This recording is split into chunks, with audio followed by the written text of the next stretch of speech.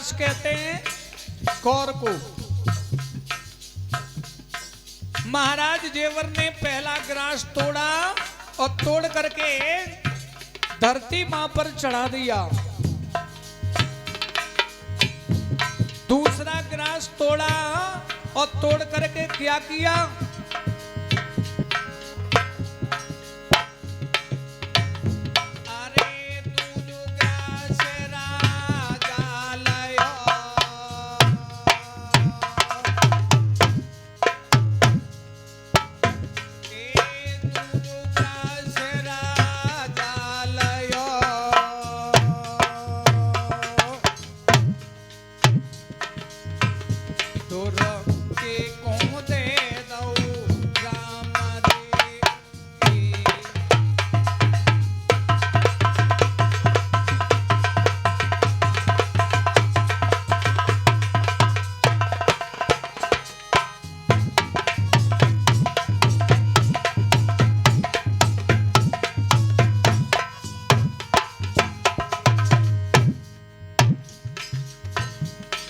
दूसरा ग्रास तोड़ करके दुर्गे मैया को चढ़ा दिया।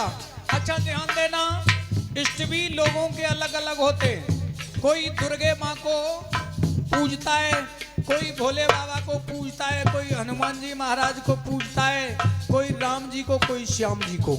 सबके इष्ट अलग अलग हैं। तीसरा ग्रास तोड़ करके महाराज जेवर ने जब खाने के लिए उद्यत हुए तो ध्यान देना,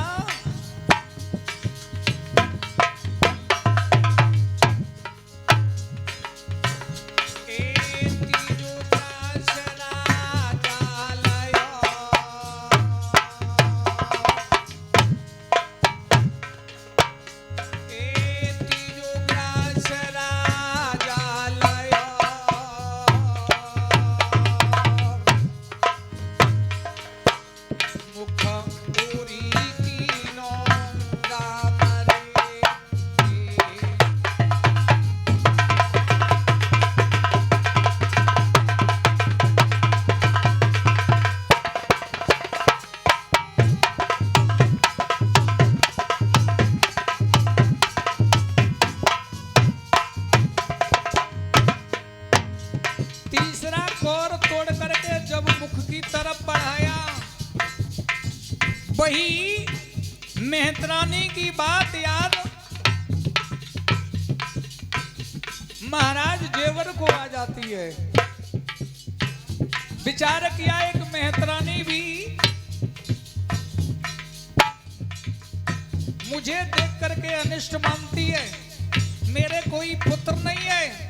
आज पुत्र की याद करके महाराज जेवर फूट फूट करके रोने लगे।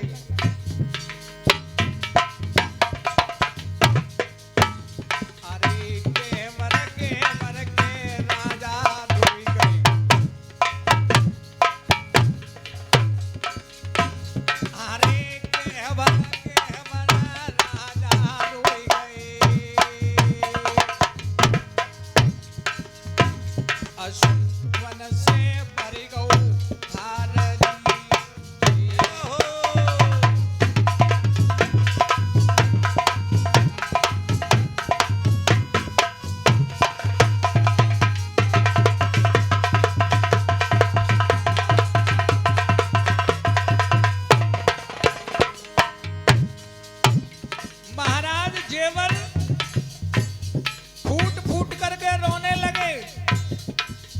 मैया वात्सल्य का स्वामी कौन सी भूल हो गई? क्या हमारे भोजन में कोई कमी हो गई, या जंगल में शिकार निकल गई? अरे के राजा मेरे भोजन बिगड़े, अरे के राजा मेरे भोजन बिगड़े,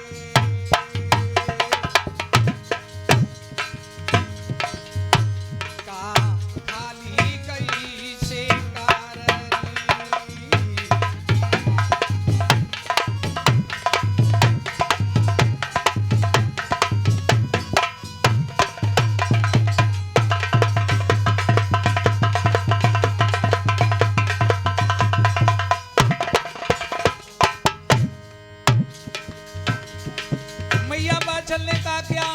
भोजन में कोई कमी हो गई या जंगल में शिकार निकल गई, महाराज जेवर ने कहा नहीं, अरे नारनिया तेरे भोजन बिगड़े, अरे नारनिया तेरे भोजन बिगड़े, ना खाली गई से कार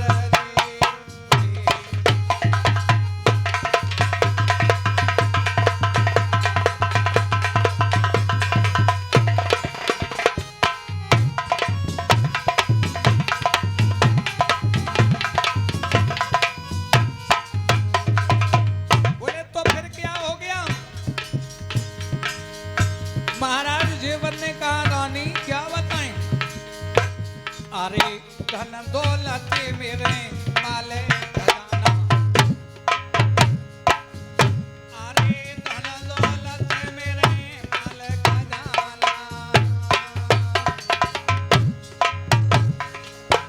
पर महीना संतान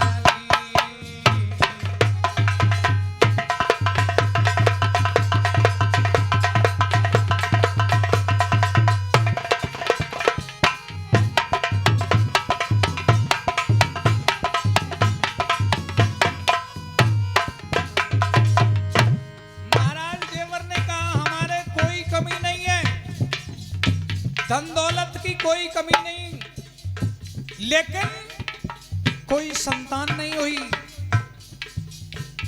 मैया वात्सल्य का तो स्वामी ऐसा करो, हमसे अगर कोई संतान नहीं हुई तो तुम दूसरा विवाह कर लो।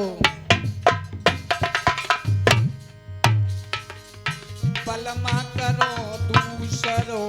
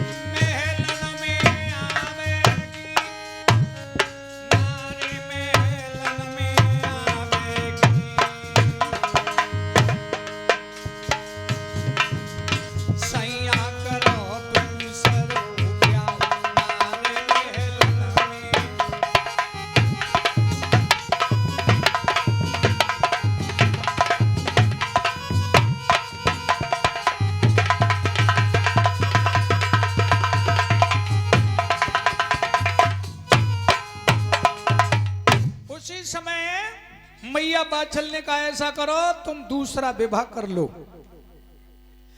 जब दूसरा विवाह कर लोगे रानी आ जाएगी।